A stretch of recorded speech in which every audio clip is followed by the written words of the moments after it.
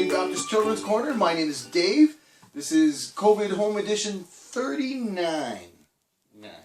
39 for January 10th. Okay, how you doing? How's it going? How's life treating you? I mean, other than the pandemic and all that, it's good. You know, we're adapting. We're getting by. I think things are okay. Vaccine's on its way. Things are, looking good. How about you? Now, I want you to remember your answer, your attitude, your feeling right now. But when I ask that, how you doing? I want you to remember what you think, what you saw, what you said, okay? All right, I want to ask you, how many of you have ever been on a team, like a hockey team or a soccer team or a baseball team or football, any kind of team, and did you have, like, a captain? Now, I know captain and assistants. I know when you're younger, sometimes they don't have those, or everybody gets a turn. You wear the suit today, and you wear it next week, and that's good. That's, nothing matter with that. But as you get older, the captain becomes a more important role, a responsibility on the team. Usually it's your best player, but not always. But it is always the player with the best attitude. And usually that's your best player. That kind of goes along with it, but it's not always that way. The captain's job, seriously, when you get older, is to bring the team up. Like, let's go, guys, we can do this. Come on, nice play, way to go. If we try doing it this way, and he brings the team up and gets things going and gets people's attitudes up. And that's what the captain's job is to do, is to bring the team up. Always. He's always the guy. When things are like, whoa, it's me, the captain is saying, no, we're doing nice play. It's okay, we're okay. And he makes things go good. And that's the captain's responsibility. And the assistants, theirs is too. Like, they're first of all, if the captain's sick or away or something, one of the assistants steps in and he has to become the captain and be that guy. But in the meantime, they have to go along with the captain. The captain says, we got to do this. They got to go, yeah, he's right. We should be doing that. Yeah, come on, guys. And they got to help build up the team. And if there's a few of them doing that, you get everybody's spirit up and you get things going. And it's a way, and if you're losing, you get things, you can fight back. You've got to have those kind of players. And that's usually your captain and your assistants. Those are those kind of guys. Now, I want to talk about how many of you watched the junior hockey over, like, the last week. Yeah, and like, it was good. I really enjoyed it. Too bad on Canada. They played really well. Got the silver. Silver's good, not as good as the gold. And, Americans, well, if we're going to lose to anybody. But I want to talk about the other game, though, the bronze game, where the Finns played against Russia. Now, I kind of liked Russia in that game. I thought, I think they should be all right.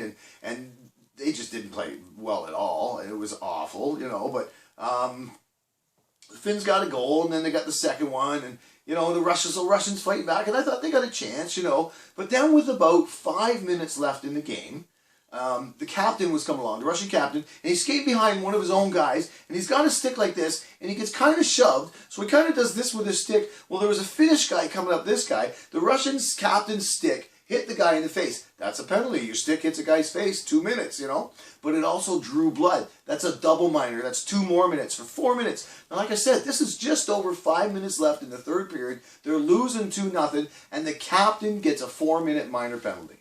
All right? So that's just debilitating. Like, that just, wow, woe is us. And he goes over to the box. Now, I'm sure he felt awful. Like, if you see the play, you saw, he didn't do it on purpose. There was no way. He's trying to get a goal. He's not trying to hurt people. He's trying to, like, we're coming back. Let's go, let's go, let's go. That's his job. And he gets a penalty, a double minor, 4 minutes with just over 5 minutes left. He feels awful. The team feels bad. Now, what's his job now? Go to the box, and I know everybody, like, and he's allowed to feel bad because this is the bronze medal game. It's an important game. He might get sent to Siberia. You never know. So he goes to the box, and instead of going, come on, guys, we can do this, pick me up, guys, come on, help me out, go. You know what he does? He does this. He doesn't even watch the game. He puts his head down for 4 minutes and doesn't even watch. Just like this. For 4 minutes. Didn't watch any of it.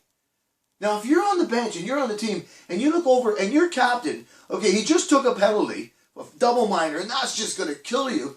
But now this is how he's acting?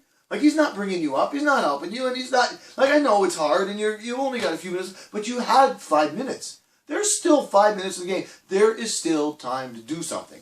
Absolutely. Absolutely. Lots of time to do lots of things with 5 minutes left.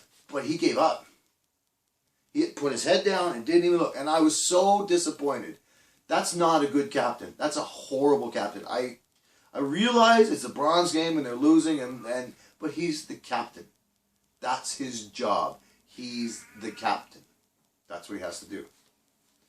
Now, in the same way, I think that Christians, we have something we're supposed to be like. I mean, if you've got God in your life and Jesus in your heart, things should be good. You should be. I mean, there's going to be sad times. You know, sometimes we lose a member of the family, or you lose a job, or something bad happens. Yes, these are bad things, but we don't dwell on them. We don't just keep going, oh, woe is me, woe is me, woe is me. We build on. We get our strength. Where's our strength from? Our strength comes from the Lord. We all know that. That's Philippians 4:13, I believe. That's what we do. We get God. God is in our life. Jesus is in our heart. We have strength from that. So use that. Dwell on it. What's the word I'm looking for? I don't know. But use that stuff that God has given us and come back and say, I'll be all right. I can take this. With God, I can do it. We can do this together. And that's how I think Christians should be. We should be that, almost like the captain attitude. Like, we should be up. We should be the ones who are leading life, saying life is good. We're, like that. We shouldn't be always woe is me. And the Bible even says that.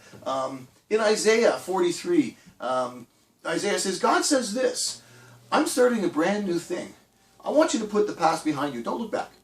Don't look back. Don't look at the past behind you. I want you to move forward. I'm starting a brand new thing. Let's move forward.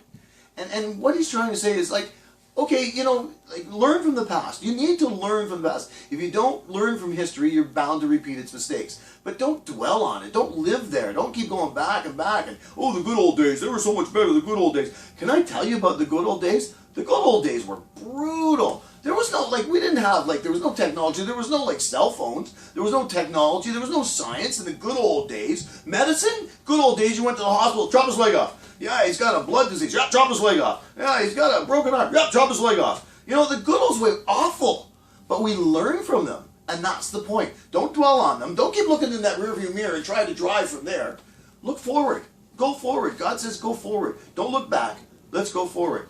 So now we got a new year, and we talked last week about a new day. Every day is new. Do that every day. Move forward every day. Learn from the past, but don't keep looking back. Look forward. All right, hope you have a great week. I'll see you next week. Ciao.